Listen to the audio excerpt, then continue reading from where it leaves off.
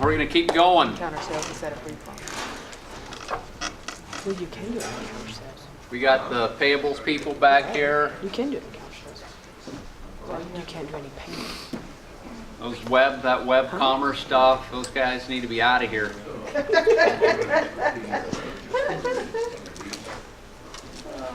All right.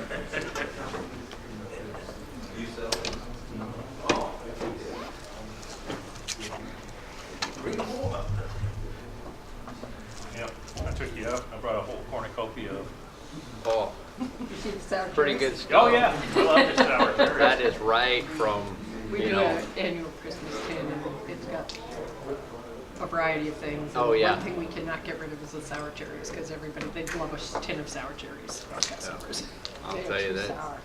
Schmeely usually brings some kosher stuff each year, and there's another company we got there that is really growing like crazy. He's been to most of the conferences, but I mean, they're expanding so fast. His dad owns a bakery though. Oof, really good. Yeah. I'll bring some garden hose now. Yeah, I was going to say hose muzzles. It's Bring a some fun- O-rings, we can put them on as little. It's a fun trip when I go to Brooklyn for that stuff. Yeah, no doubt.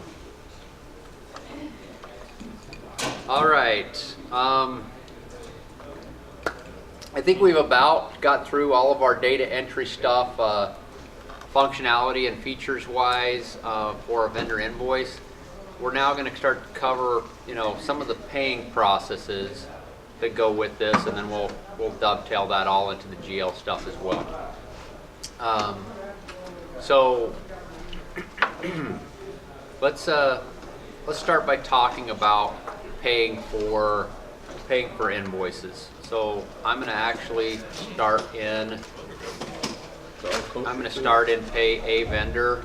Let's talk about vendor payments for a second. We'll end up back in the vendor invoice screen here in a minute, but vendor credits, I know given our time constraints today, I will not be spending any time in vendor credits. It's really simple. Yeah. It must have broken later, huh? There, she got it. Thank you. All right, so vendor credits, again, I'm not going to spend any time there. It's a very simple interface. And what you'll find, and to me, this is one of the beauties of the application, is that, and we've talked about this in various conversations with different folks over the past couple of days, is that what you'll get in Acclamare, and what most of you have seen, is that every screen is created by the same mind, not by different minds. So if you know how to add a new vendor invoice, you pretty much know how to enter a new vendor credit. Process is the same, screens basically the same. So not much to go over in terms of vendor credits, other than just to indicate that vendor returns, or VRAs, create your vendor credits. We do have functionality in our vendor returns just for, Inspire folks, well beyond where you were there, that we've incorporated in terms of, you can put a customer RMA in the system. You can flag that RMA as needing vendor confirmation, meaning I don't want to credit the customer until the vendor has told me what I'm going to get. So the return, or the customer RMA, when it's received, will create a vendor return. The customer credit doesn't get created yet. The VRA then can be shipped out to your vendor, but if it's flagged as confirmation required, then, if you do a vendor return shipment and confirmation is not required, it just creates the credit, which you're used to, and you can put it on hold and whatever. But if it's flagged as confirmation required, then what ends up happening is you do the shipment, not the customer credit nor the vendor credit are created yet. when you get back confirmation from the vendor as to what the credit's going to be, you can actually go into the vendor return confirmation screen, pull up that shipment, that VRA shipment. You can edit the cost to be what cost value they're going to give you on the return.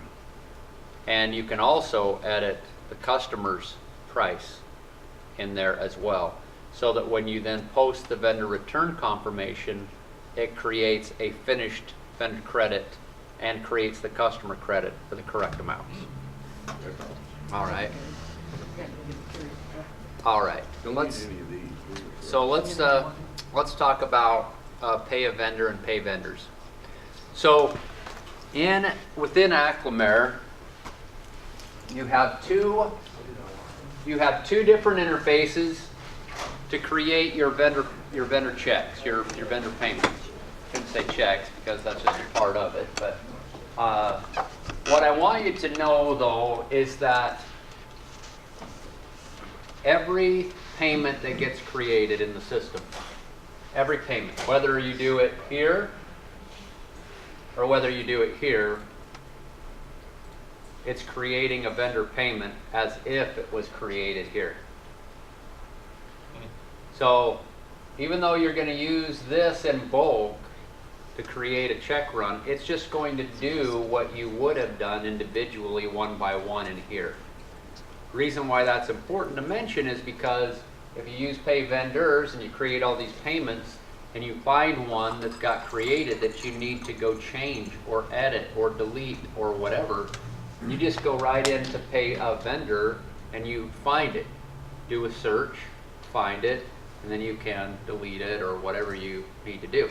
So again, the point is that this doesn't create vendor payments any differently than this. This just does it in both. All right? So let's do it in both places. Both places are just creating a vendor payment record, but they're not actually, neither of those locations are actually taking money out of your account Until you make a selection. until you actually do what we call bank withdrawal. Okay? So the bank withdrawal is going to create your checks, or it's actually going to, clear the vendor invoices that are involved, along with debiting your accounts payable and crediting your bank account cash. That's going to happen through bank withdrawal. And that, credit to your cash account, reducing your cash account balance, is going to come in the form of the checks that you create. It's going to come in the form of wire transfers or EFTs that you specify in that particular, bank withdrawal process. Your So- ACHs, would that come out of that too? The ACH would be tied into that as well, absolutely. And can you do Positive. one, you're paying vendors, can you select whether we're not there yet, but whether you're going to pay them by ACH or check? Yes. Within the same Yes. entry? Yes. Okay. Okay, so when you're we'll doing do that. checks, So when let's do just pay a vendor to start with. We're going to do both. So again, if some companies actually, I'm not sure why, to be honest with you. It's what they prefer.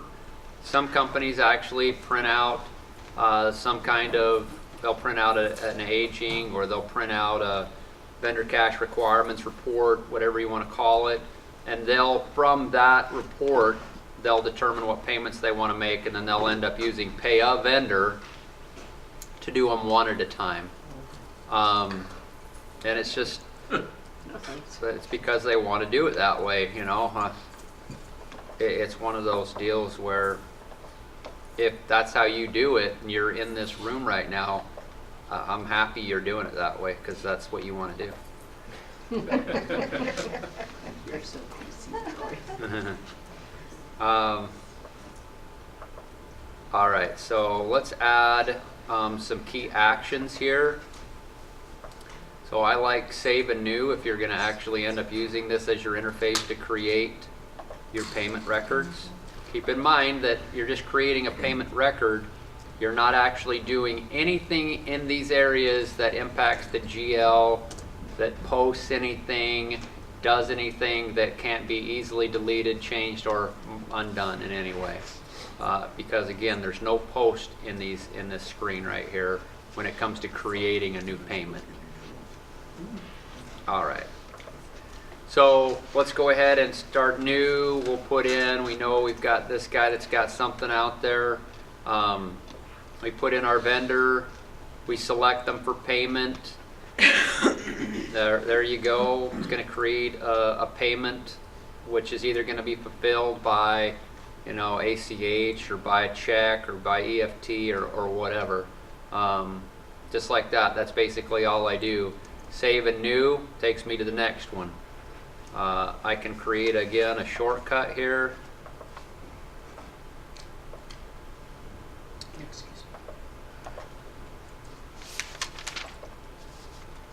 I think I could do it there because I don't have an Alt S, do I? I think it's Control S. For save is Control S? Yeah, Oh, okay. I think I'm good. Just double check. Yeah. Oh, Oh. So let's go. I'll know in just a second, won't I? All right, so we'll do the next vendor. Again, identify. I want to go ahead and pay that one. No, Alt S is the regular save. yeah. I thought it was. It's both. Oh, okay. Let's use. Can't use No, yeah, maybe the V. Mm-hmm. Okay. sure. Oops, I need to do that.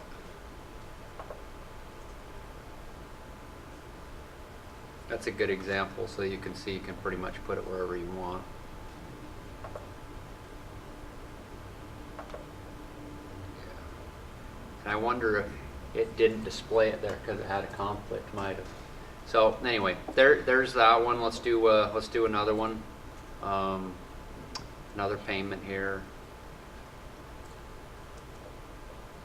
And this is an interesting one to do because you can see immediately a little difference right here is that I can see the invoices over on the right hand side, but I can also see that there are credits out there with this particular vendor.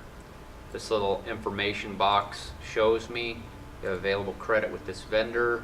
So at this point I can go ahead and I can choose my credits. In case I've got a full credit out there this much, I can actually put in how much of that credit I want to use. And then it's just going to create an overall payment for me of whatever the net difference is.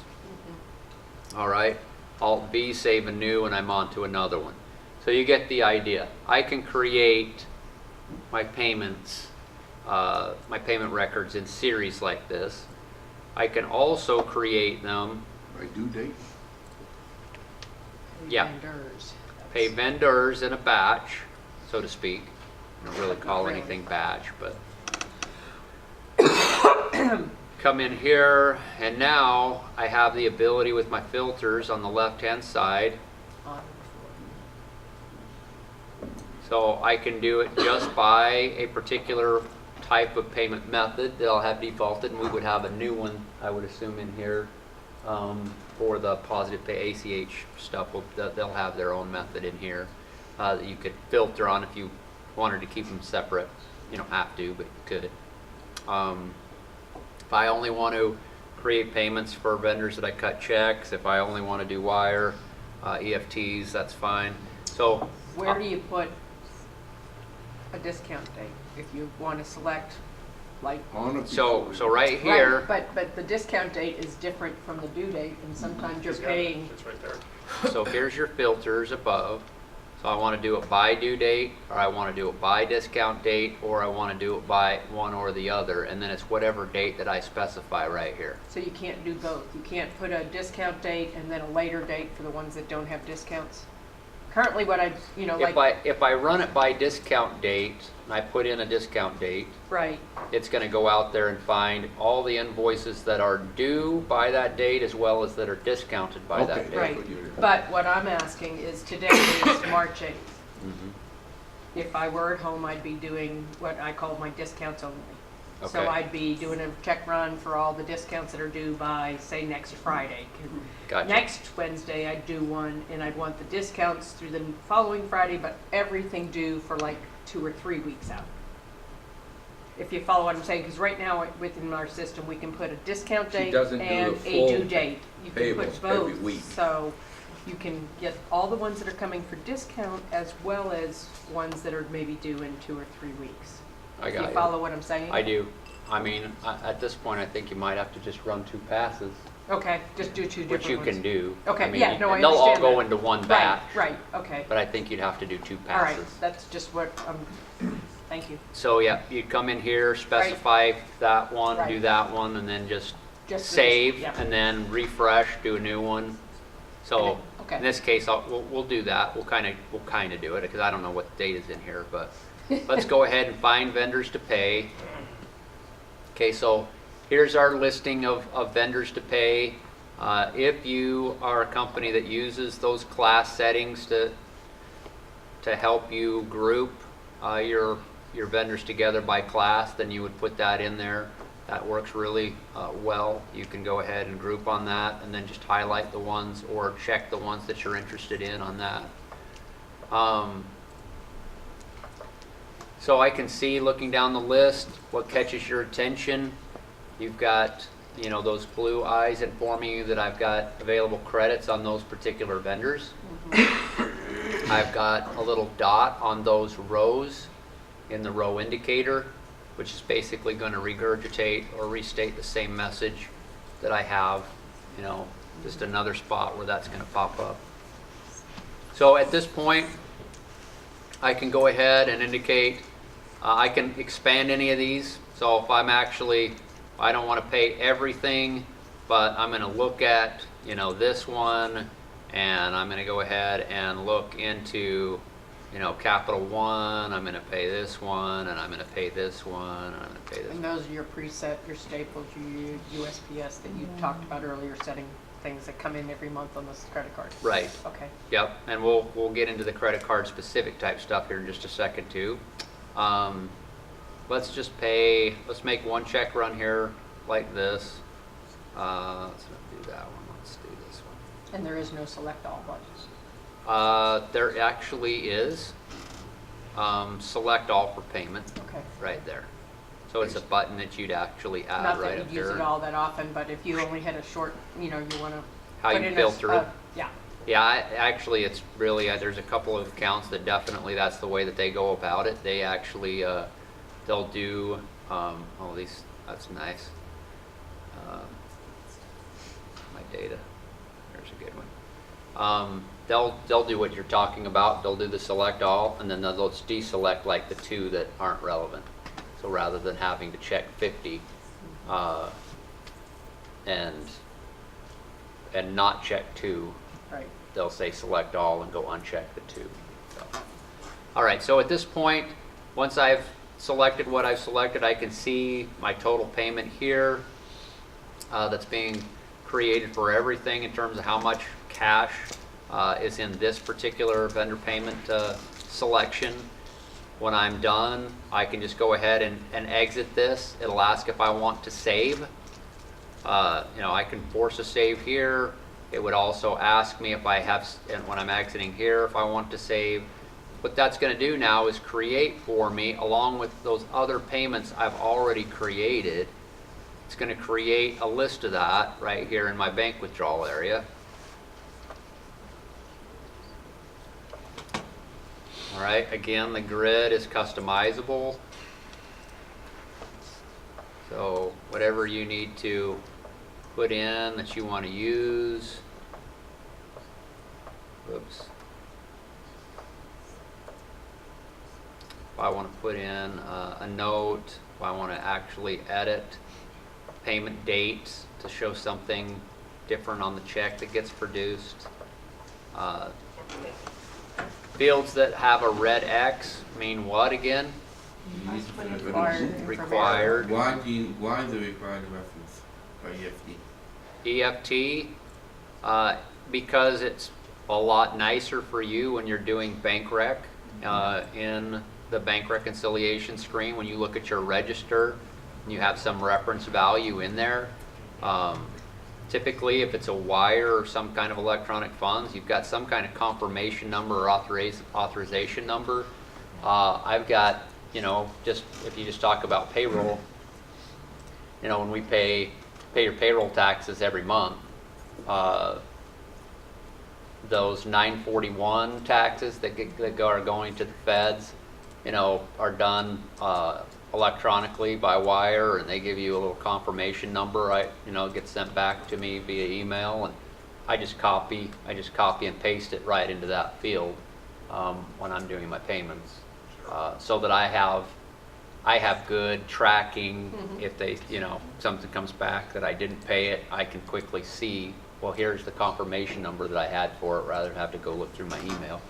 Now, the ones that you have as going out as paper checks, you're mailing those. And one That's of those, what, let's anything say, that's flagged as a check is going to create a paper check. right, and a couple of those are made out to Mr. Clark here, and he can't cash them unless you do a positive pay to the bank. Oh, I got you. Yeah, that's the positive pay stuff that we're going to talk about and do, but that's not something that we do now. Okay. But can you export a report currently that Sure. will tell you the bank Oh, yeah, I mean, account, the Doug's routing doing- number, Doug downloaded that software, and he's Okay. actually been doing it manually by using a report. yeah, and that's So what I all do we're now. going to do is It's an provide Excel a spreadsheet. provide a button on there that generates the report automatically. Okay, Right. yeah, If- I mean, there's already, preliminary bank withdrawal report that you can generate final. You can dump those out wherever you want them. You Right. can generate them from the reporting tool too, but like Kevin said, we'll Yeah. actually just create the file, the data. right.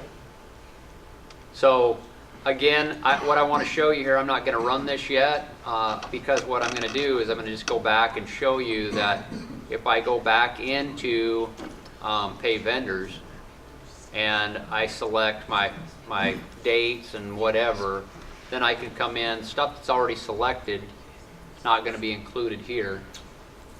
So now I can do that secondary run. So the one with the different date? Exactly. Oh, okay, Exactly. okay.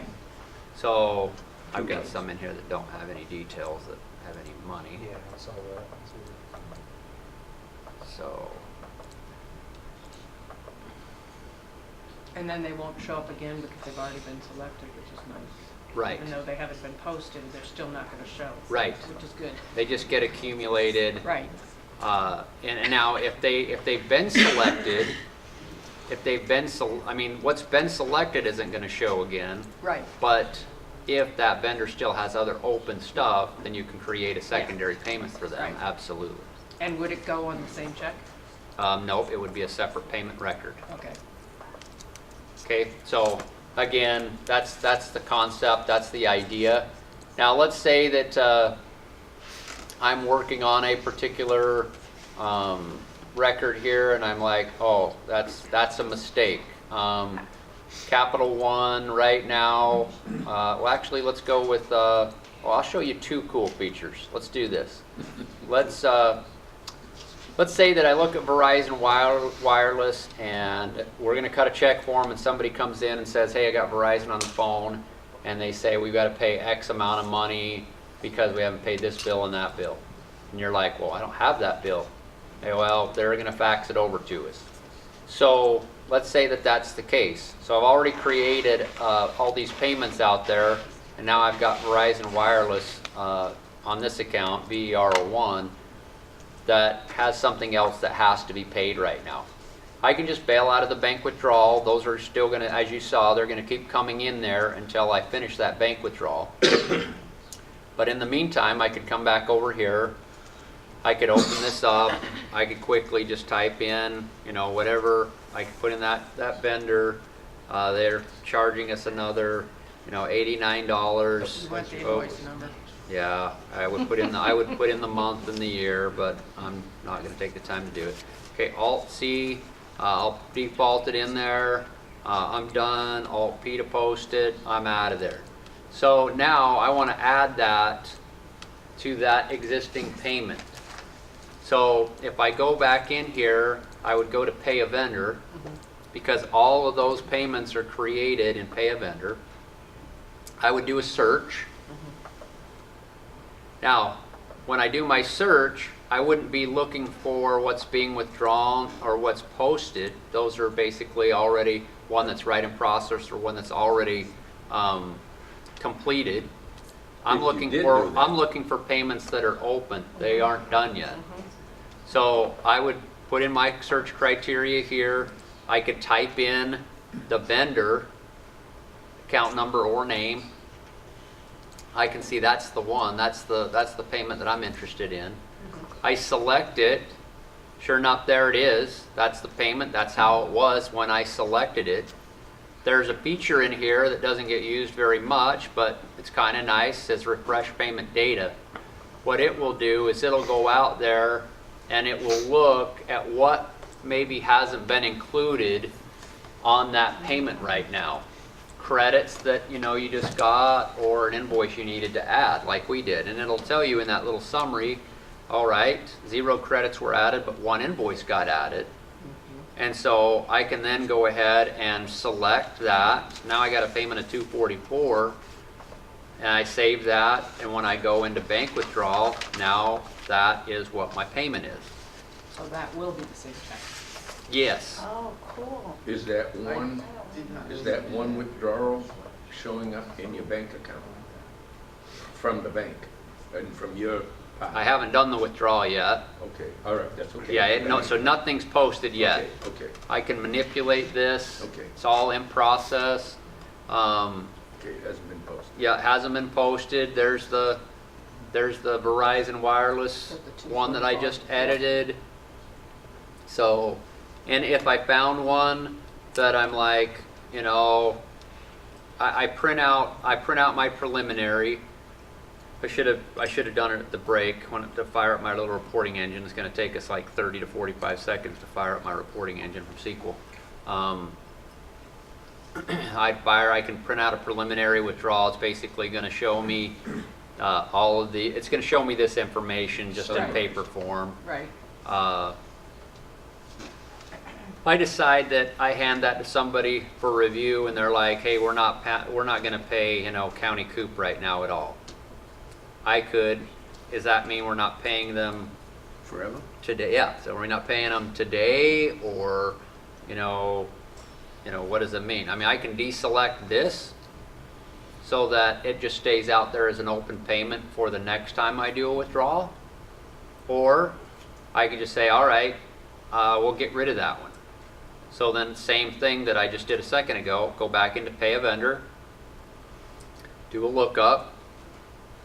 This case, I'll just include open. I'm not going to uncheck anything because I know what I'm looking for. I'm going to put in, the name. In this case, there's my County Coop. There's a bunch of things that say county, but there's my payment, 3/8/2017. I can also detect that by adding a column reference right here. Once things are posted, they'll have a check number reference or that other reference, but until they're posted, they won't. So all of your open payments are going to be like this without a reference. So I can select that. There it is. I don't want to pay this, so I just go ahead and delete that payment. Just like that. Click on the delete key or use your shortcuts on your keyboard, and that's gone. That's it. So that'll just come up to pay again, just like it did before. I mean, we didn't do anything to affect the document. We just took it out of this run. So go back, it's gone. Okay, we're all good. Specify the bank that this stuff is going to come out of. Again, if they're EFTs, and I have to put in a reference number, and like I said, I usually put in, there's a couple things I do. If I actually have the wire or the electronic funds reference number of some kind, I use it. If it's basically payroll and I know that it's just automatic, it's coming out of there, what I do, I remember Acclamare doesn't do payroll, just like prior distribution packages. It's not worth it for us to do it because there's so many low-cost alternatives out there that handle it. But what I do, and I'll just give you an example here. So I just, it's because ours is set up direct deposit. I usually just go DD, and then I go ahead and specify, the name of the company involved, and then I put in the actual date that I know that the direct deposit is pulling, whatever that is. I put in something like that. That just helps me when I do my reconciliation. You can put anything in there that you want. Again, if you are paying some government entity or whatever, then you would put in whatever that number is that they provided to you. That's a confirmation number or whatever.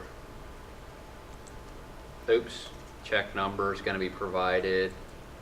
So you don't need to go into general ledger, bank account manager and add them manually No. okay. Nope. So all of this, just like this, is going to come into your general ledger and your bank reconciliation, and that reference field will show up in your bank rec. Let's go ahead and, that just takes care of those examples. Let's just, let's uncheck a couple here. Let's not pay this one. Let's not pay this one. And let's not pay this one for right now. So the rest of those are all done. Actions, post this withdrawal. Now the question becomes, so we got 3 checks in this batch. So at this point, I would just go right here and I would hit print, print preview. That's going to generate my checks. Those 3 checks are going to print out. If you have a problem that those checks, you didn't have the check stock in the printer, or Reprint. whatever, you can reprint them. So you can, if you're still in here, you can just print them, you can reprint them all you want. You can also go to, you can also secure it in the report manager, and you can go into the report manager and say, I just need to reprint this check. And you can reprint a check at any time. Keep in mind that one of the security features that are kind of inherent in the whole architecture is that in order for you to really print checks successfully, you need to have the microfont installed. The microfont needs to be installed on the computer where checks are generated. So that's basically nobody else. They could potentially get to an area to reprint a check through some security. They learn what's going on or whatever, but even when they print, it's not going to print the check with the micro encoding on the base. So What about the signature that's, the signature that's in there, it's going to pull the signature? you could, when you design your form, you can put the signature right on there. What about the, when you have to go to report managers, how I do it now, if let's say the list is longer, then we'll print on the check for the. Oh, yeah. The second page. The second, yeah. So you don't, that's, You can't get it from here, you have to go to report manager for that? yeah, you do. Okay. You do. What report is it? So it's called check continuation stub. Thank you, it's blanked out. Yep, so what'll happen is the system prints all your checks in sequence, and you're going through your checks, to either double check or look at what you need to do, or if they have to be signed. Obviously, you guys got a digital signature or whatever is acceptable, but when you go through there, you'll have checks that if they have basically more than, I think, 12 lines, they have more than 12 lines on your stub for remittance advice. It actually won't print any remittance advice. It'll print a line on the stub that says check continuation stub required, or see check continuation stub for details, or whatever. So then that is done through the check continuation stub report. You go to it, just put in the date that you did your check run, and all the applicable continuation stubs will generate, and then you can just attach them to those checks. So there's no alert within here that you've got to go somewhere to print continuation stubs? There is. You have to look No. at the check. Yeah, it's usually seen by the checks. Okay, I'll go to the report right away. right. If you Rather have than just pre-numbered checks, What's that? if you have pre-numbered checks and you're printing your checks out, which order does the system use? Good question. So you can control your technical support person can help you control the order that you want the check numbers generated. Mine's always random. There's no, it's not. So Jason, there it's not isn't, yours. there isn't by default a sort on it. So you're right. I mean, it is random. We have some companies that want it sorted by the account number, some that want it by the vendor name because they're completely different animals. But there's a stored procedure. It's called, I think, get bank withdrawal data. I'd Well, it's sorted by have to the double check check, number. but basically you can go throw an ordered by on it, and that's how they'll print, however you sort them. Will it sort about the check number? If you have pre-numbered checks? Because the system allows. It's you to have going to pre-numbered checks. assign, it's going to, what you would be doing is you would be assigning the checks. The way that they pull into the bank withdrawal screen with no sorting, so if I clear my sort, like this, clear my sort, and I hit the new right here, Yes, sir. that's how they're going to generate, just like that. That's the check. That's how it's going to assign the check number, just like this. That's how it's going to do it. So how you see this grid with no sorting on it, like I just did, I cleared the sort. Now that's if it's sorted by vendor name. That has no impact on anything other than your screen. Okay? If I clear the sorting, this is how the check numbers are going to be assigned natively. But if I go change, like I said, there's one proc. All you have to do is put an order by on it.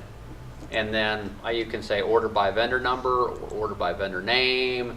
And so if it comes in like this, then that's the way the check numbers will get assigned. If it comes in, by vendor name, that's how they'll get assigned. That's how it assigns them. So, and we don't, you probably know this, but we don't encourage you to have pre-numbered checks because the system will auto-number them. Right. But still, there are companies that want them sorted, even though they're not pre-numbered. They want them to come out either by account number, which for some of them is a numeric number, not an alphanumeric, totally independent of the vendor name, or they want it to come by vendor name in some kind of alpha sequence. It's up to them. They like it that way because if they have multiple checks going to one vendor, then they can put those in the same envelope. Right. Can we have it sort by check number? Because since we're so small, we don't have multiple. Okay, so, Because yes. they don't That's come my out sort. in check Because I number have order. pre-numbered checks. Yeah, that's totally a product. That's totally a product again of the report. How that report is set up. So that, okay. That's a So I- product so of I your know who to- check report, your check form. It has an order by on it. Okay. Okay, so how do I talk to? So Justin? that would be in the form itself. What you're talking about is in the form itself. If you do it right here, if you do it the way I'm talking about, to where it assigns them ahead of time based on how you want them, they'll also come out in the order that you want when you go in there and modify that check. But you have to do both. You actually have to do both. Modify the check so that it has an order by clause on it, by check number, which would happen to match how these are coming in. Do you follow me? So, Well, I'm just saying, If- I have pre-numbered checks. I mean. right, We can, okay, all right. We can make it do ascending or descending. that's Okay, correct. All right, all right. So you can make this pull them in the order they're assigned, and they will print out when you go into the check and modify it the same way. It would come out in the same order. You basically can make them one and the same. If this comes in random and the checks are assigned randomly by number, then all you have to go do is change and you don't care about that, then all you have to do is change the form itself to have an order by on it, on the check number. Yep. Cool. Okay. But that's an easy, that's literally what but in both cases, it's a 5 to 10 minute job. Can you print your blank checks? So they're Yes, good? Okay. yep. So That's okay. we'll get to that too. All right, so could you pull, let's, go into report real quick and see, may I see what, up to the report tab? yep, And so final bank withdrawal, just to see how it's laid out. yeah, let's fire it up. It'll just take me a second to, Do you have to do the preliminary first? I'm gonna do the preliminary Yeah, first, you want yeah. to. the Yeah, final but is, sometimes you don't, if you're just doing. the two final checks, isn't you don't- produced until you, You have to do go your- through you do both. your post. Okay, but do let's- you have to do a preliminary to do a final? No, because currently we do. No, you don't have Okay, to. yeah, but there's sometimes. You don't have to print anything. I mean, we actually don't force a print of almost anything in the system. Okay, because sometimes we have to red door it, you know, you have to go in, look at it, red door, get out, you know. Oh, yeah, forgot about the red door. Yeah, the red door is great. Yeah, let's fire this up and then we can see. But when you're saying printing, you can just see it on the screen rather than having it in paper. right? Exactly. Yeah. Yeah, Now, which is how you why get this is, around why the this is firing up here for the first time, it'll be fast after the first time. It's the SQL Server reporting service itself. That engine goes to sleep every 24 hours, basically. And of course, in my case, I've shut the computer down and brought it back up and put it down. Until you fire it the first time, that engine takes a second But to on fire the up. server, you wouldn't see this kind of. Well, you just watch after I do it the first time, then you'll see. I'll Okay, print but tomorrow's everything. It'll Tomorrow's be 24 hours instantaneous. later. So if it stays active, then it doesn't ever do that. If the engine stays active, then it doesn't shut itself down. Define for me what you mean by active. People keep printing. People keep printing pick tickets, invoices. Oh, without stopping the server. Yeah, then it If just the keeps, server stays then it just up. keeps on going. Okay. Exactly. But if you restart your server, everybody then has to restart again. And then it only is for the first person that prints. It's on the server. So it's just it's the initial time. So that's the register. Let's run it again. All right. So now that that's fired up, and that's going to be true for everything. So let's just go and say one of these is a check. So we'll look at the check. Hopefully I have it named correctly. We'll find out. I haven't tested that on this, but we can edit it. So, all right. So let's go EFT, and let's uncheck this one. And yeah, we don't care about this. You don't need to just scroll off the line. All right. So let's post this.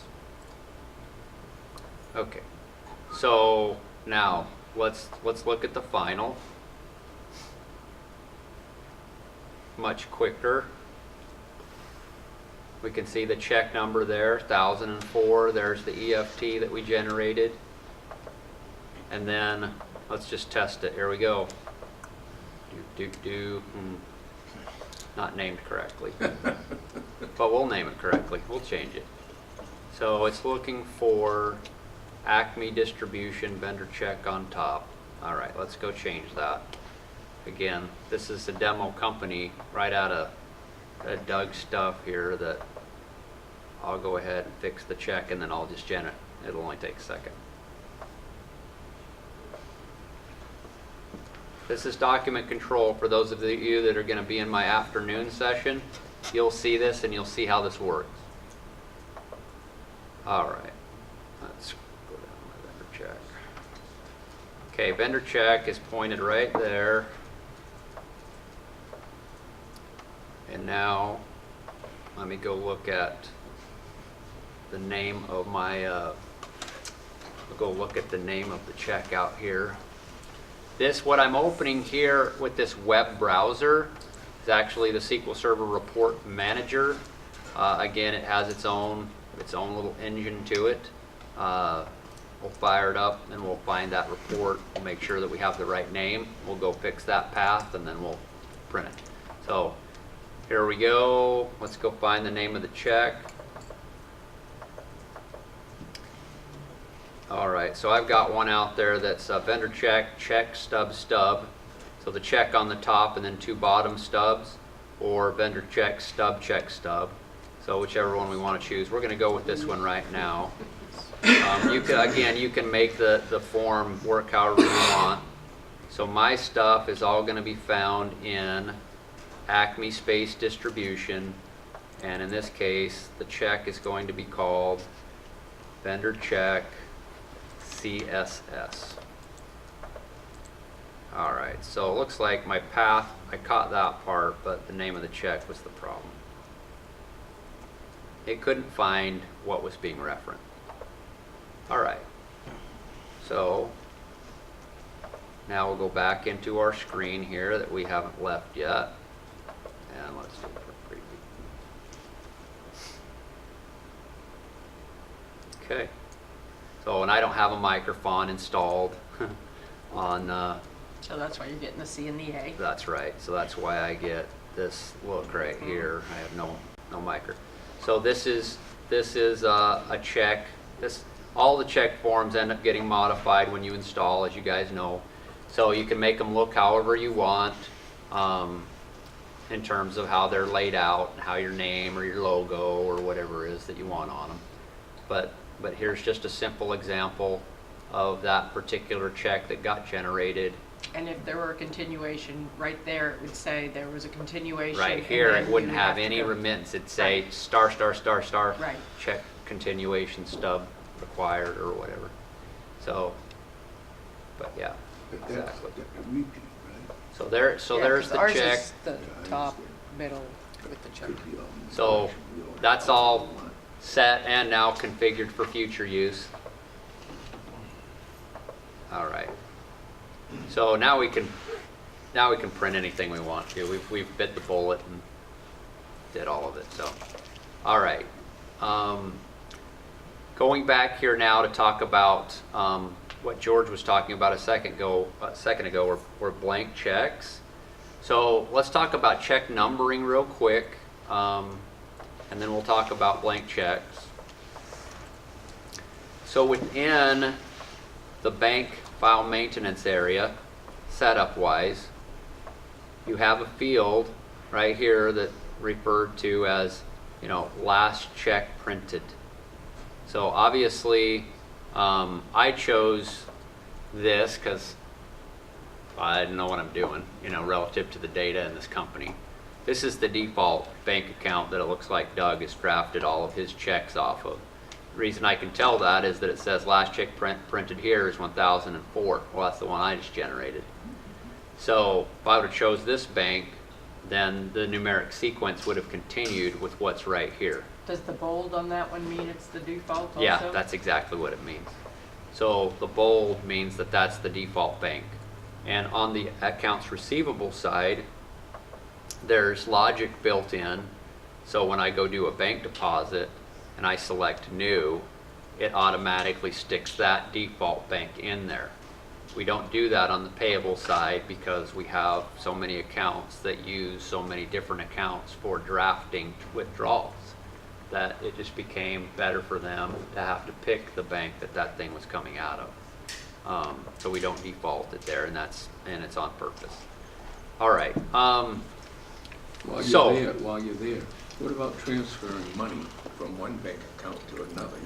Yeah, that's kind of a function of the GL, and when Okay. you're actually doing reconciliation, if I come into the bank register per se, so here's all of my banks Right. and my balances, I can from in here transfer money from one account to another, Okay. and it creates the GL entries and everything like that.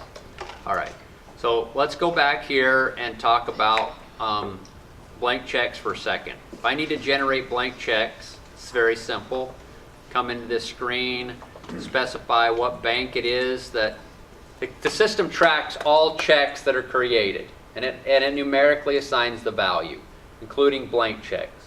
So the reality of it is whatever, you don't need a manual checkbook with pre-printed checks and check numbers when you use Acclamare. You would get rid of those. Honestly, it'd be less expensive to get rid of them from the standpoint that mistakes would cost you more time to go back and fix when you don't match up values than otherwise. But I pick my bank, indicate the number of checks that I want the system to generate for me. Well, I might want 20 that I go put under lock and key in a drawer so that I don't have to go do this process every time I want one. So I can generate 20 of them, in the right numeric sequence, and the system will track those 20 check numbers, know they're out there, know that they're blanks, allow you to assign them in the future. That's just so, like I said, if somebody shows up and says, hey, we need a check for XYZ, you can open the drawer, grab one, sign it, put the amount on it, here you go, check done. So without having to go do one on the fly. You can do one on the fly, but that's just an argument for why you might want to have several of them But if out you there. send somebody to pick something up, you could fill out who it's made out to, but they fill out the amount when they go and pay them, right? Right. So we gen the checks by just going right here and hitting this print button. Let me just see what I've got for a printer real quick.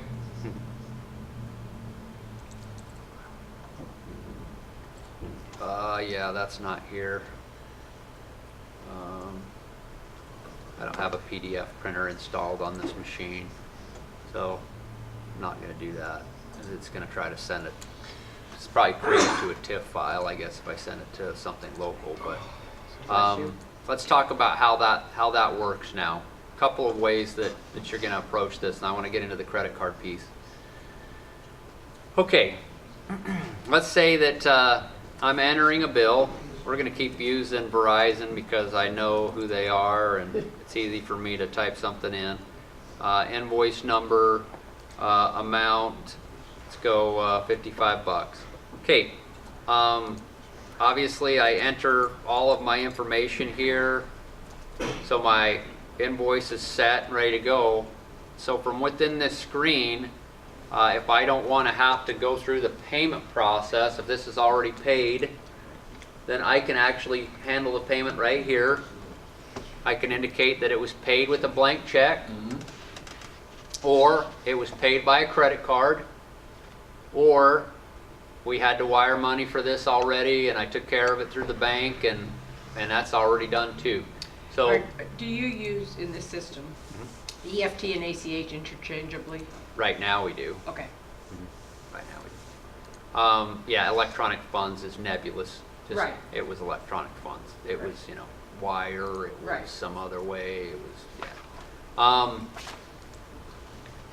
So I can specify here if this invoice has already been prepaid. So if I go ahead and choose blank check, I didn't generate one, so I'm gonna see if Doug's got one. He does. Okay, so this is an example of what I was talking about earlier, They're pre-printed, yeah. where there's already blank checks out there that should be in my drawer that the system created, and now I'm just assigning one of those to this particular invoice. This is what it paid. Somebody's going to Home Depot to pick up some lumber that you need built. Exactly. Do you have to have a vendor entered for that? No, you're gonna For what? For, like, say it's Home Depot and they're Yeah, you not a would- vendor, you set up a vendor. Yeah, you'd have to set up a vendor or use a miscellaneous vendor, correct? We don't do this, I'm just asking if you have. You'd have to set up a miscellaneous vendor. Okay. Or set them up, either one. Right. The credit card now check takes and replaces. All right, so let's pay with a blank check. So we just go ahead and assign that. That's basically all we have to do. And this field right here will indicate that a manual payment has been applied. And then we just post it and move on. That's Never use that's it. That's all you do. Okay, whether it's a blank check or whether it was wire, would have popped up a little screen for me. What bank, what's the authorization or reference number you want to assign to it, works the same way. Now, let's talk about credit cards. Okay? Let's talk about them for a minute. I'm going to stand up because I've been sitting too long, and I'm going to explain a little bit about what I think that you should understand conceptually about how credit card payments work in the system. So the reality of it is, when we use a credit card, you or me, we've paid one company but incurred a bill from another company. In reality, the liability hasn't changed for us. We still have the liability. We just changed who owns it. That's all it is. I mean, we paid this with a credit card, you're paid. But the reality of it is, you know, Visa just paid you. I did. I haven't paid Visa yet. All I'm doing is saying, here's your money from this guy. Now I owe this guy. That's all you've done. Okay? So with that in mind, that should make it clearer on how this works in Acclamare. What Acclamare does when you pay anything with credit card, you specify credit card, then all it does is pay the invoice you just entered, and it automatically creates another invoice and assigns it to the vendor that you have indicated is the credit card vendor. So what ends up happening is at the end of the month, whenever you get your credit card statement, when you get your statement, you should already be matching on that statement a good number of the charges with invoices that you've already entered in your system. So you're going to go in, for instance, if you go into pay a vendor and you put in American Express, it's going to have a list of all of these invoices that are in the system. The system automatically creates that invoice, and what it does is it references the original. When it creates the invoice number, that's your tie. So you just put in, you know, invoice XYZ for the Home Depot and said I paid it with my Visa. So then when I get my Visa statement, I go in to pay a vendor, I pull in Visa, and I see on it there's one line on there. It's actually going to have the code for the Home Depot vendor and a reference to that original invoice, so that you can see that that's what that was. You can always go back and look at the detail of the originating invoice, but basically there's going to be your list, and you're just going to be looking at your statement. Yep. Now, inevitably, it's like me, you're going to have monthly subscription charges on that bill too that you haven't yet entered an invoice for.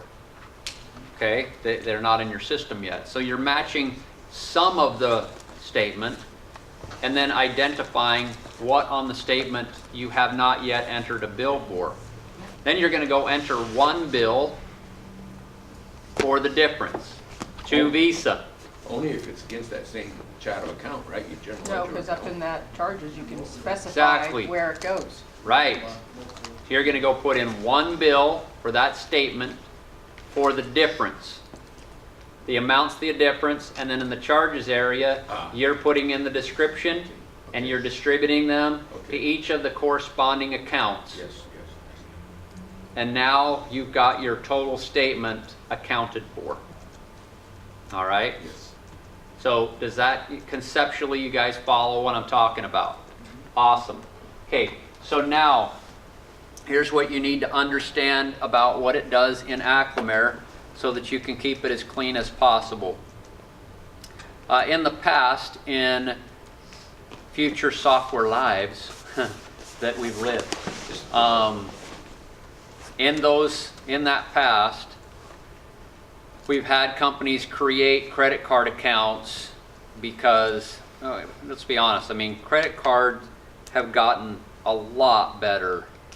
Using credit cards has gotten a lot better in the past 20 years, 25 years, significantly. Used to be a real headache for companies that take credit card payments because sometimes you wouldn't see the money fund into your account. Even though that company paid you with a credit card that day, you might not get that money in your account for 3 days, 4 days, 5 days.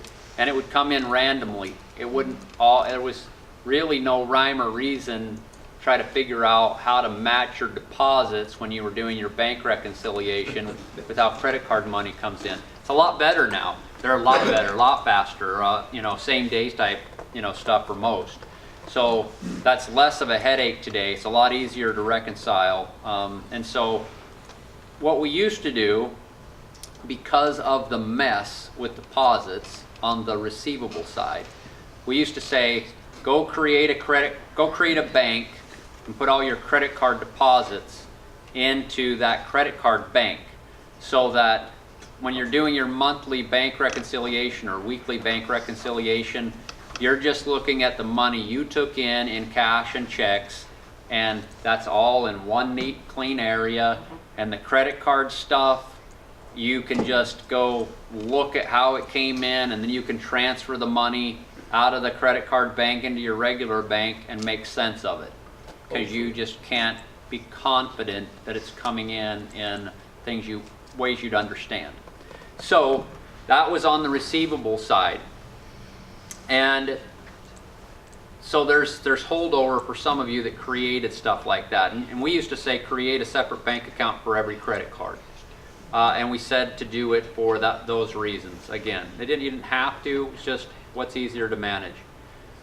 So I don't want you to get confused when I'm going to talk about what Acclamare does here. I want to just make sure that you know that I understand where you've been, or how some of you are set up and where you're at, how it's going to be related to this.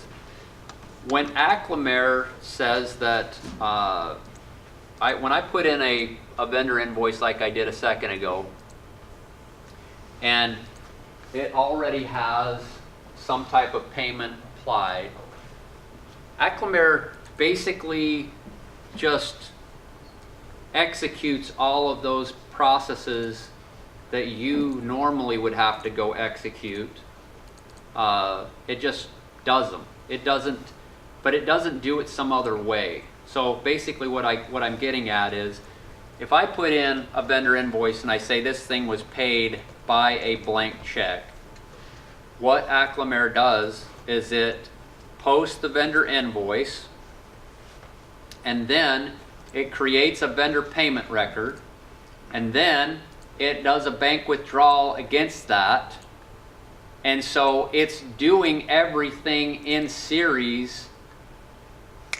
I mean, like that, because computers are fast and processors are fast, but the reality of it is it's doing everything that you would have done if you would have went through the whole process.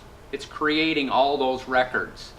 So it's not like, oh, I did this in vendor invoice and there's no vendor payment record out there because I didn't do pay a vendor or pay vendors. I kind of circumvented that. No, it's doing that. It's just say, fire this, fire this, fire this, fire this. It just has all of the variables it needs to plug all of that in and create all those records. So, I'm telling you that because it's key to understanding what happens when you do this credit card piece. So, if you decide to pay an invoice with a credit card, and it doesn't matter whether you do it in here, doesn't matter whether you do it from here ahead of time, or whether you put in the invoice, go to pay a vendor, and then specify, hey, we're paying this one with the credit card. It's fine. It doesn't matter. It does the same thing. All the same records are going to get created. So, here's why this is important. When you pay an invoice, the system is going to create a vendor payment and a bank withdrawal record. But no money, in the case of a credit card, is actually coming out of your account. Well, it knows that. So, and it's going to use that bank. It's going to credit the account as if it made a payment out of that bank account. And then when it creates the next invoice, it's going to offset it with a debit to that account. So you're going to get a withdrawal and a deposit type of transaction in your bank account, which when you use a credit card is fine, but if you don't want it to, it's going to create a bunch of noise in there. It's all offsetting, but it's going to create noise. So I would encourage you to set up one. You don't need one for every credit card.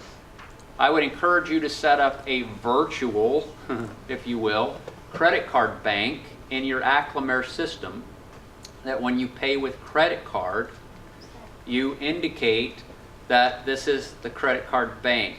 so that that in and out, in and out, in and out, in and out, in and So out it's a balance. is not in, it'll always balance, and it's not going to be in your regular bank account for reconciliation. You don't see the in and out, in and out, in and out. Right. So that's only for purchasing, not for credit cards coming Right. into the company. Right, so credit cards that are coming into the They won't company, know I which just credit deposit card. those into the regular bank And account. we can just have one bank account now for all accounts. Correct, If we go, yeah, that's correct, okay. With time, yeah. migrate there. Yeah. So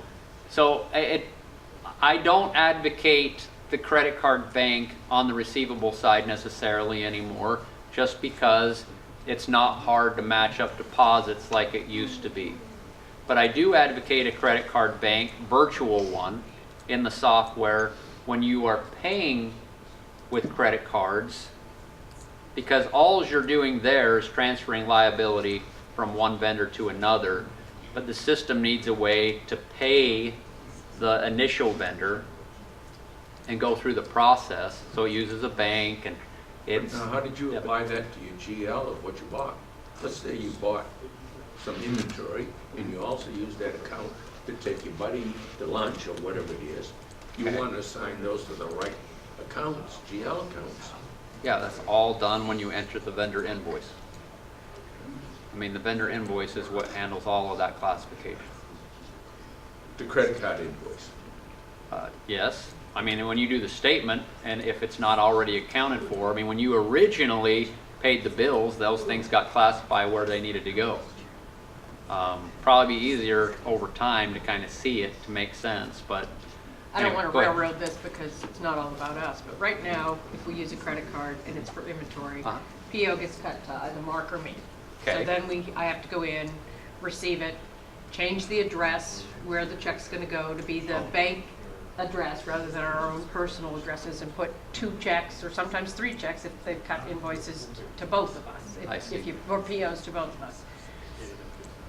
Of course, as we evolve, you know, we wouldn't have to do that, because then you would put it in, even though the vendor won't give us credit, it's a new account, they, you know, these guys, our guys need something, it's $10, they need it today, the vendor hasn't set us up yet.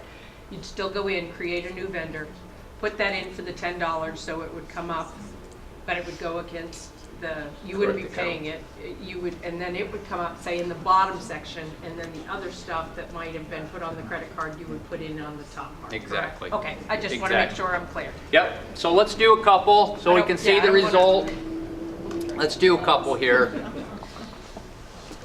All right, so I'm just gonna take a look here to educate myself on what I've got for data. Okay, let's If you just do have to change a vendor address when you're doing checks, can you do that? you just go into the vendor and change the pay name.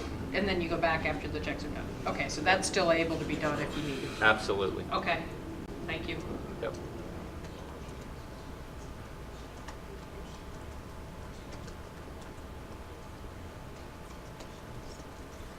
If you have only one bank, you have to associate each credit card vendor with this bank. What's that? You only have one bank for the credit card. Yeah, one bank for the credit card. So you have to associate each credit card vendor to this bank. Yeah, I mean, that's correct. We'll look at that. So you won't know. Okay, so here we go. I'm gonna create an account. I'm just gonna do multiple things here. So let's create an account. Oop. Type in right.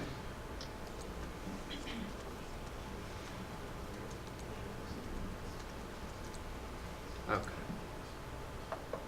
1085.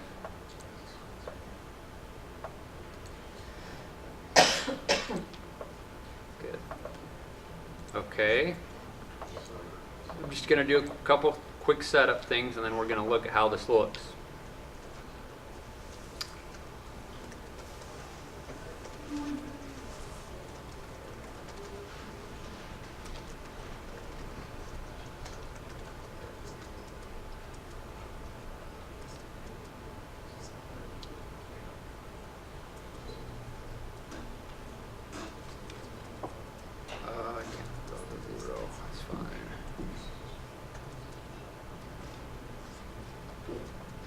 Okay.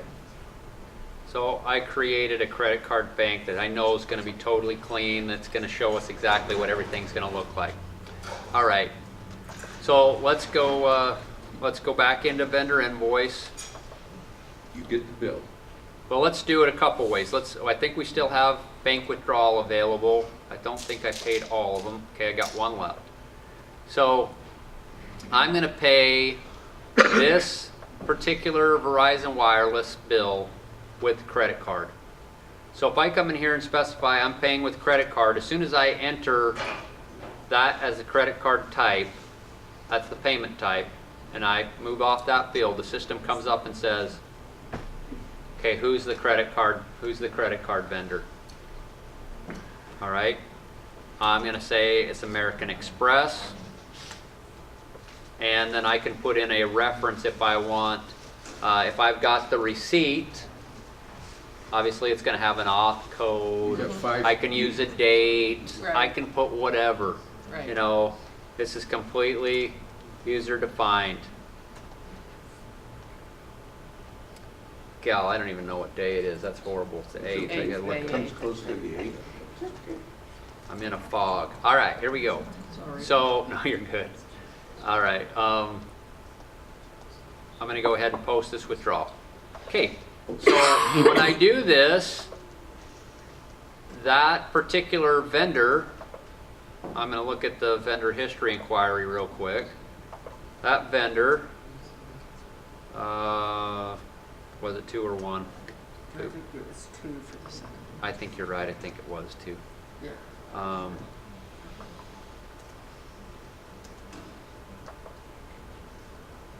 Okay, yep, there it is. So you can see there's my payment, and that's the invoice that it paid. I can drill from here into the payment just as an FYI. If I want to, I can drill right into that. Tells me again, this has already been posted. You know, this is a done deal. I know I'm not going to get to voiding, so just so you know, this is how you would void. You go find that posted payment and you reverse it. Okay, that voids that payment. All right. I like this grid just as an FYI to you. I know that this came up with Debbie. I think you asked a question about this, finding customer payments or vendor payments. This is just a nice screen that you can use your grid. If you just wanted to have a list of show me all my payment history, you know, I can use the grid and find all the payment history. I can, you know, dump this out. I can export it out to a PDF or whatever I want. I like the fact that I can drill and see what a payment paid for right in here. I like that I can go to a specific invoice. If they say, hey, we haven't gotten a payment for invoice XYZ, I can go find that invoice in here, and I can expand and see exactly what payment was made to pay for that invoice. And then kind of going to Jason's point yesterday that I never got to, he indicated he likes to open and show the find panel in certain areas, which is really slick. So the grids have this feature, this find panel, so that if I know that I'm looking for a value of like $125, then it's going to go out there and find just that. You know, if I know that the invoice had something to do with February, you know, I can just do that. If I know that it had TJ in it, then obviously I can find that. So that's a really slick feature. That's in every grid in the system. You can open that find panel and you can find whatever the detail or the data is that's below there. So Okay. For those of us who are so used to the Cardex, is this where we Yes. this is the closest thing That is correct. to Yep. Customer history, vendor history, yep, And easier to and inventory understand. history. Yep, that's correct. And is that accessible, like, from, I mean, you know, people can say, hey, I'm in this vendor, how do I find out what they pay? Is that something that, Yeah. do they have to leave that screen, navigate here? Yeah, they'd have to use a shortcut if they had one or navigate to it. They do right now. There isn't like take me to vendor history. That's a good idea though. I mean, Yeah, because it actually, it's come up more with customers so far. They'll call and they'll say, you know, hey, you know, what was the last check number you deposited? Or, you know, just for example or something. You know, just, Exactly. it's nice to be able to give them that information. Yeah, the customer history inquiry give it to you in a heartbeat, show you what they paid on it and everything. So yeah, some kind of quick launch from the screen that you're in, launch to customer history and already pre-populate it and run it. Yeah, that'd be nice. I mean, Write it down. just a shortcut. Hey, Troy, He's already probably given Kevin a pretty good list. Yeah. how do you get the find window? The find. The find. Yeah, so you got a couple of ways to do it, but mainly it's like going to the column chooser. So right click, you know, here's where the column chooser is. Down here, there's an option that says show find panel. So let's do another cool example of this. Here's what I like doing this. So if I go into customer document inquiry right here, this is another great area to do it. Any place where you're going to have literally like hundreds of rows. So if I come in here and I put in 2014 and I want to put in, I'll just get some data in here. Give me all the invoice lines for that range. So I just retrieved in, let's see how much I retrieved in. Probably not gigantic, but I just received in 50 sales invoice lines in that date range. Let's go back further, 2012. Yep. So, 1 and You need 1, 1, 2, and hit the refresh button. Churning. 6,749 records. Okay, so now, you know, if I right click on the top of the grid anywhere, I can open my find panel, show find panel. Now it's open to me. So now I've got all this data in here. If the customer, for instance, had given me a PO number.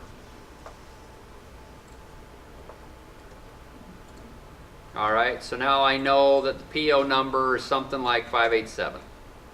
So it's going to go through and find everywhere in my grid.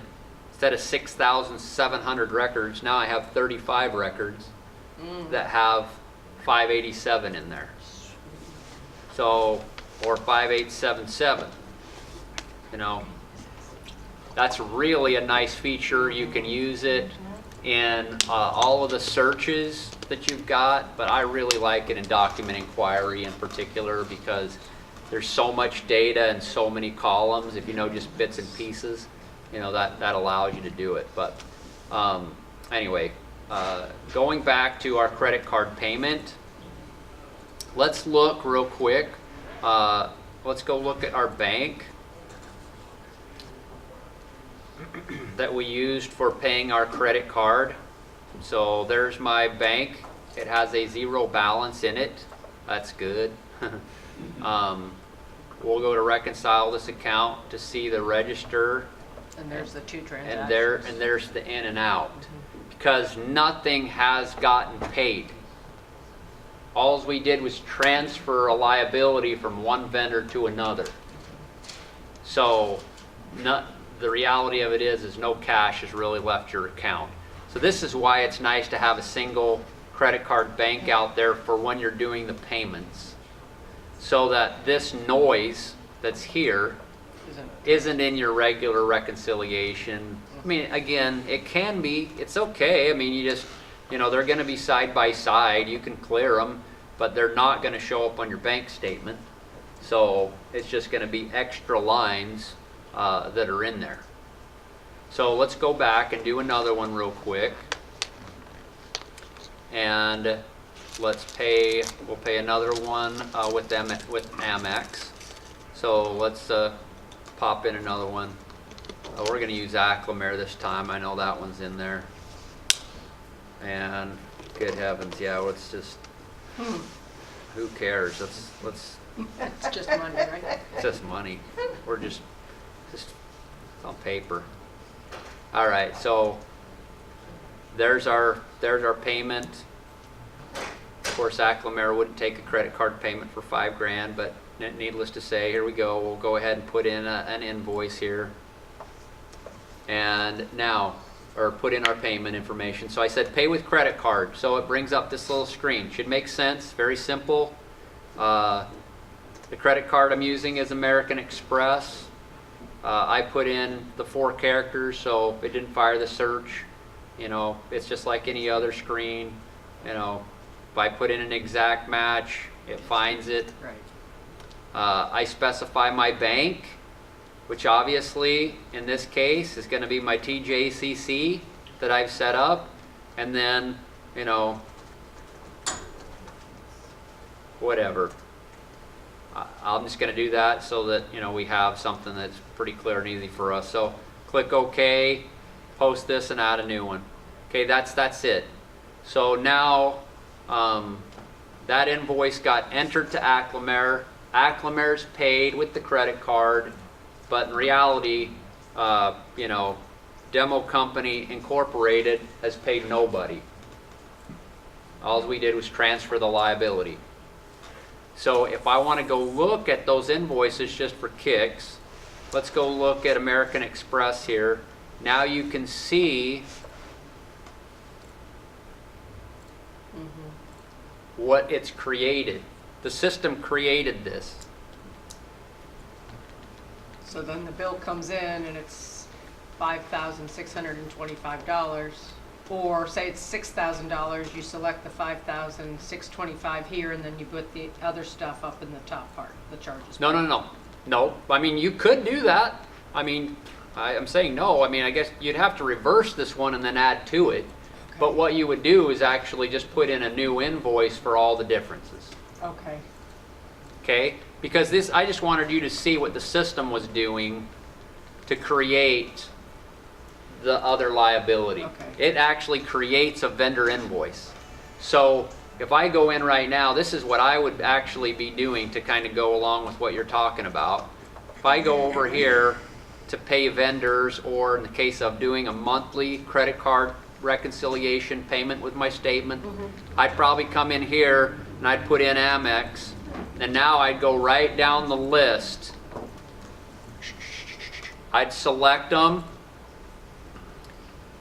Now I'd be able to determine the difference between my overall statement and what I don't So if have. you had put 6,000 into the amount, you would not do that. You'd just see, Yeah, you just select, this is what's in there, and now you're going to know there's a difference between what I've already accounted for by entry versus these are my monthly subscriptions that, you know, I don't enter those. I don't know about them until I get my statement. And your card. So there's a difference now. So at this point, I know exactly what my differences are. I've highlighted them on my statement.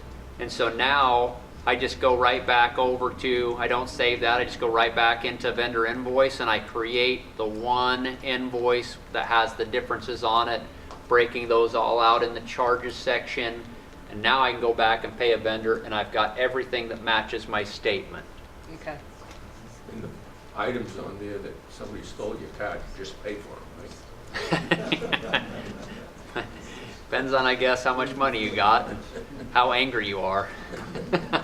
No compromising. Yeah. So, all right, that gives you kind of a feel for the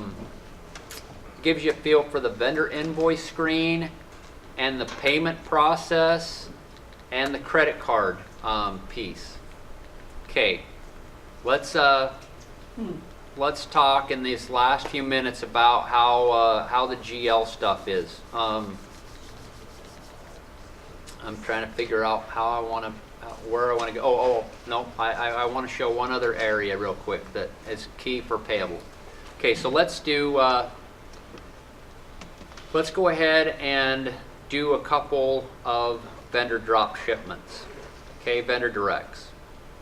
So let's, instead of creating new ones, I'm going to go find one. I'm going to go find a couple and write them down rather than creating them and taking the time to do that. So let's clear those out. So I'm only looking for open stuff. I'm going to throw a wild card in there. These are the only invoice or vendor purchase orders I have in the system. And I want to know what type it is. Okay, I only have one. All right. That's why that one wouldn't come in earlier. Okay, 377. Let's choose a. Let's just go create a couple. I'm sorry, I'm going to create a couple. It doesn't take long. All right. Let's, of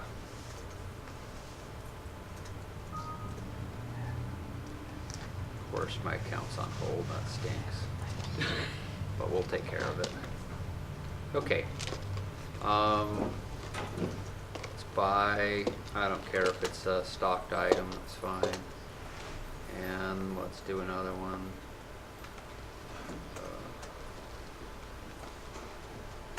Okay, let's change our quantities here. Okay, so I've got that line, that line. Let's go with another one. Oop. Sorry, laugh at myself here on my own typing problems. And let's go with 100. Okay, so vendor drop ship, selected, done. You know, I can do multiple lines at once if they're all coming from the same vendor, if that's the supplier. There is an option in here that says create vendor dropship detail lines for non-stock lines. If I know who the vendor is, I can select them. What if there's multi-vendors? It'll only do it for the ones that are for the vendor you specify. So, you know, whatever, if you're just trying to do them quick at once, all at one time. What was that actually called? Create, it's at the bottom of the action, is called create vendor drop shipped details for non-stock lines. So it went out there for me, and it went ahead and just actually put those all on that first vendor drop ship that it already created for this order. And to Mark's question, if I had 15 line items on this thing, 3 of them were drop shipping from this vendor and 4 from this vendor and 5 from this vendor, then when I use that and I put in a vendor, it just finds those that match that vendor. So it'd do those 3.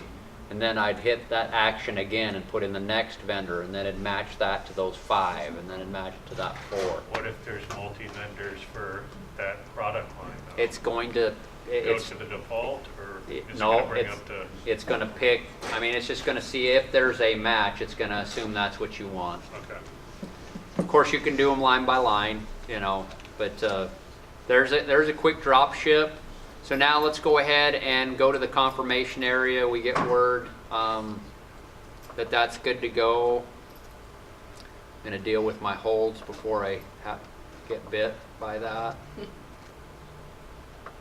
Oh, one feature that also exists in here that I didn't get to yesterday, it's worth mentioning. See the hyperlink to the PO? Obviously I can drill into that PO and I can further, you know, put notes or edit dates or what have you. In the PO field, there's also this little checkbox. It says mark this purchase order as vendor notified. Okay, that is just so if the PO is ready and you don't want anybody to add to it, mistakenly do something with it, you can click on this button. This will also say, okay, I've successfully marked it vendor notified. Now nothing will append to it. And then it says, do you want to print it? If you click yes on this and the vendor is set up to get their purchase orders via email already, then when you click yes, it'll just email that PO. You don't have to go in there. You don't have to do anything else. Or fax. Or fax. Same thing.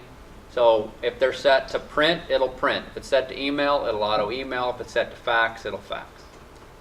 Okay? That's good. Yeah. So I've got my PO. Let's go do the AP side. So I get the bill. This stuff is shipped. I go into what's called vendor dropship confirmation. Now I'm just going to emphasize here that we've got a few accounts out there, not many, but a couple, that do as many as 200 to 300 vendor dropship purchase orders a day. They don't stock, that's Amazon. Yep, they're not stocking distributors, et cetera, et cetera. So we knew that going in with those businesses. So we've designed the vendor dropship process for the accounts payable person to be absolutely as fast as it can possibly be. Okay? I mean, and it literally saved those companies hours a day, you know, and hundreds of hours a year because of what we did to streamline this. And it was done because of how much use that it gets for those businesses. So here's how it works. It's really pretty simple. Again, start new. As soon as you hit new, it says, okay, what's the purchase order that you're going to go ahead and confirm? I put in my number. And it's like the receiving screen to some extent, pulls everything in. While I'm in this screen, I'm a payables person, generally, if I'm doing this. I've got the bill. I can fix the cost right here. So I don't have to do a UCA later. I can update it right now. I can actually do a UCA later if I have to. As of about maybe a year and a half ago, we added. Before it was like, just get it done. I mean, you're the payables person, check the cost. But inevitably, we had people that were still posting, and then they go, oh, I should have done a unit cost adjustment. Or I mean, I should have checked the cost. I need to do a unit cost adjustment. And we didn't have the functionality in the system then to do it. You can do it now. I hate to advocate it just because, I mean, it's in there, but you should get it right here. So you can change the cost. You can put in the freight that you're going to pass from the bill to the customer. Specify the carrier. You also have an area in here to add the trackers if they're on that documentation. So those will actually go with the invoice to the customer as well. Well, while I'm in here now, I can go ahead and specify that went and that went, but the third line has not went yet. So when I go up to actions, I've got two options. If I hit post, it creates the customer invoice and then lets me later go enter the payable and do my matching, which is how most other systems work. You confirm the vendor drop ship, and then you got to go to the payables area and duplicate all that entry. Here, if you do post and create vendor invoice, that's going to create the customer side, and it's going to launch you right into the vendor invoice screen, pre-populated and pre-matched. So all you have to do is put in the vendor invoice number. If there are ancillary charges below the subtotal, you put them in, and then you post, and you're done. So the whole thing is done. I've done the confirmation, I created the customer invoice, and I put the vendor AP invoice in as well. So Just like that. That's the whole process. So I can come back, I can do another one. There's what was left. Select it. Again, actions, post and create vendor invoice. That creates the customer invoice.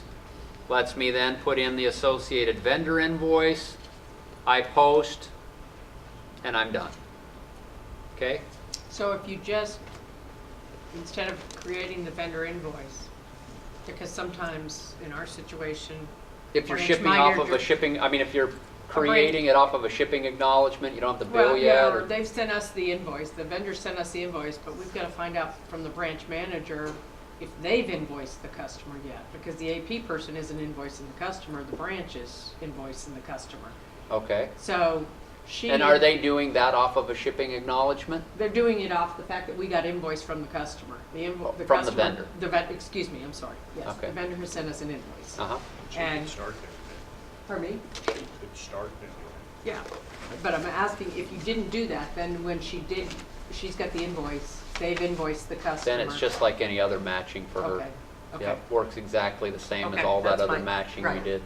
Because we don't necessarily want the branch manager to be Right. creating the vendor invoice. Yeah, Right. most companies that are doing this, particularly ones that do a lot of it, the AP person is the one creating all those invoices. Okay, I mean, yeah. they're just Yeah, create them, and then when they do their, printing of invoices each day, they're already in there, and they just Right. go out the door like any other yeah, invoice. okay, Those are people that don't stock material, they just transfer it directly from the supplier to their customer. One of the companies is like that. They have very, very little on-hand stock. I mean, virtually none. I mean, they Just have a the little money. bit, They but got not that as much. the stock, the money. One of the other companies happens to stock a lot of items, but the problem is that they have access. I mean, I said the one company had 400,000. This company has more like 800,000 SKUs, and they pretty much drop ship everything that they don't stock. So Why that's not? why they have so many. Sure, it's easy. It's a good Yeah. business.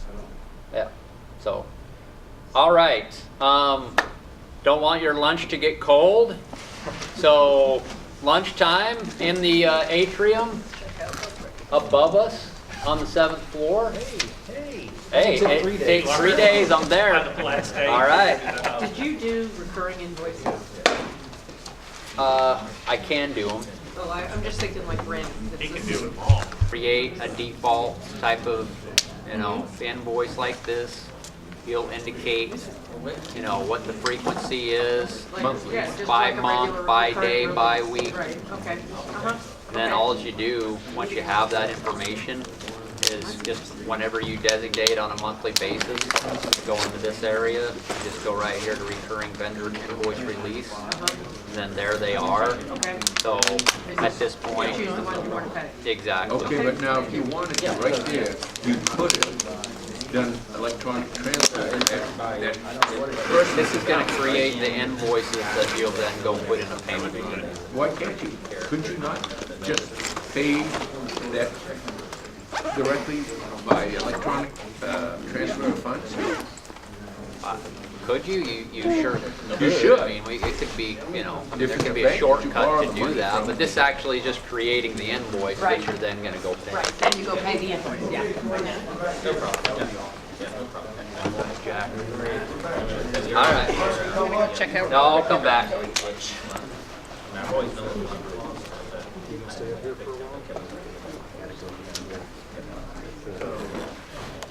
What the issue was. Feature dialogue. Oh, okay.